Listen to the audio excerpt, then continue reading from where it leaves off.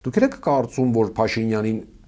անհնար է կամ գրեթե անհնար է հաղթել 26-ին, եթե իրենք, եթե այսօրվա վիճակն է մնում եւ հակառակը ընտրություններով։ Ես ամենևին այդ կարծիքը չեմ կիսում, ես հակառակը կարծում եմ, որ Փաշինյանն այսպես թե այնպես պարտված է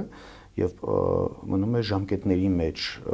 հստակ գիտակցել կամ թեկուզ ժամկետները կամ գործողությունները տանել նրան, որ մինչեւ 2026 թվականը հեռացվի։ Փաշինյանը ունի վարկանիշ եւ ամբողջ հանրապետությունը եւ հայ ազգն է գիտակցում, որ նա պետությունը արդեն տանում է լուծարման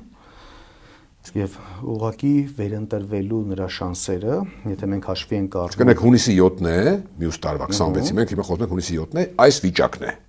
Իրենք են իշխում, Փաշինյանը վարչապետ եւ այս պարագայում նկատի ունեմ, հնարավոր է ընտրություններով հաղթել Փաշինյանին։ Այո, հնարավոր է, որովհետեւ Փաշինյանն ունի որոշակի ընտրազանգված, որը որ նորմալ է, որ իշխանությունը պետք է ունենա, միշտ ասում այս արտահայտությունը սոցիոլոգիայի մեջ համարվում է, որ նույնիսկ պոլիփայտը 9% վարկանիշ է ունենում, եթե նա իշխանության եւ վերջին սոցհարցումները ցույց տվեցին, որ Փաշինյանի վարկանիշը 11%, այսինքն մոտավորապես հավասար է պոլիփայտի վարկանիշին։ Մենք գումարում ենք այդ 11%-ին վարչական ռեսուրսի չարաշահումը, գումարում ենք տարբեր ընտրակեղծարարությունները, ընդ որում հենց Գյումրիի դեպքերը պարզեցին, որ նոր էլեկտրոնային եւ տեխնոլոգիական այլ եղանակներով հնարավոր է այդ թվում ընտրակաշառքների գնալ եւ գնահատում ենք, որ այնուամենայնիվ չի ունենում անցողիկ շեմ։